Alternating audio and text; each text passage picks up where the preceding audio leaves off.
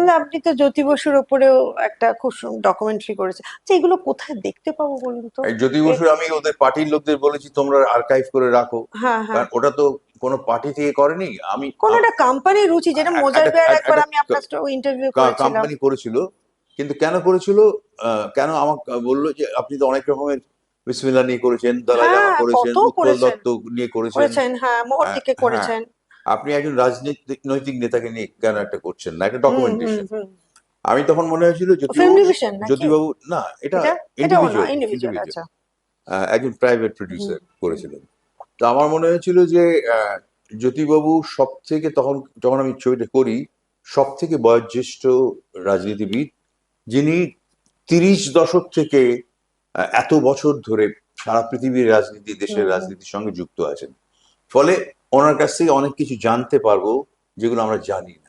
ওই শুটিং এর একটু অভিজ্ঞতা, যেমন আমার মনে আছে এখনো, যে আপনি ওনাকে বলছেন বাঁ দিক ঘুরুন ডান দিক ঘুরুন, উনি ঠিক ওটার মতো ঘুরছেন, না ওটা না, একটা ছোট্ট উনি ক্লিপ উনি দেখেছি। বলতেন যে আপনি যেটা বলবেন আমি বলে যাব, তবে আমি ইন্টারভিউ কিন্তু যতদিন চিফ মিনিস্টার কাছে দেবো না। হ্যাঁ। আমি যখন ছেড়ে দেবো, হুম হুম। মানে মুখ্যমন্ত্রীর পদ, তারপরে ইন্টারভিউ দেবো। তার কারণ প্রোটোকল অনুযায়ী মুখ্যমন্ত্রী থাকাকালীন অনেক কথা বলা যায় বলা না। যায় না। তো আপনি এটা কতদিন ধরে করেছিলেন আমি এটা? ওটা মাঝে মাঝে, যেমন দলাই লামা করেছিলাম, দলাই লামা জ্যোতি বসু একসাথে শুরু করেছিলাম। হ্যাঁ, আমি যখন সময় পেতাম অন্য ওইটা ছবির কাজে করতেন। ওটা করতাম, বা ওদের ওদের যখন সময় হতো, কারণ ওরা হ্যাঁ প্রত্যেকেই ভীষণ হ্যাঁ ব্যস্ত। হ্যাঁ হ্যাঁ। আহ, তো যদি মহাকারণ যদি ওকে আমি টেওয়াকরণ দেখেছি যে নিজে জুতো পালিশ করতেন, হ্যাঁ, হ্যাঁ। পরিষ্কার করতেন। তা আমাকে বললে এগুলো, এইটা আপনি তুলবেন না। আচ্ছা। হ্যাঁ, একটু বেশি লোক দেখানো হয়ে হ্যাঁ যায়। হ্যাঁ হ্যাঁ। আর আরেকটা হচ্ছে যে উনি বলেছিলেন যে আহ, একটা পরিবর্তন আসবে।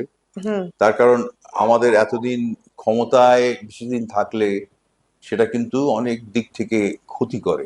হুম সেই ক্ষতিটা আমাদের পার্টির হয়েছে। হুম কিন্তু উনি যেটা বলেছিলেন ব্যক্তিগতভাবে কতগুলো, যেহেতু ফিরোজ গান্ধীর সঙ্গে খুব যোগ ছিল, হুম ইন্দিরা গান্ধীর সঙ্গে যোগাযোগ ছিল, হুম। বলে আমি ইন্দিরাকে বলেছিলাম এমার্জেন্সির ব্যাপারটা ওই ধরনের না প্রয়োগ করতে। হুম।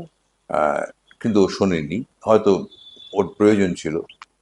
তা অনেক কিছুই মানে উনি উনি তো ব্যক্তিগতভাবে। বিরোধী ছিলেন তখন হ্যাঁ, এমার্জেন্সিটার সময়। হ্যাঁ, বিরোধী পক্ষ, হ্যাঁ কিন্তু বিরোধী উনি পক্ষ। যেহেতু চিনতেন উনি না করেছিলেন। বলেছিলেন, আচ্ছা।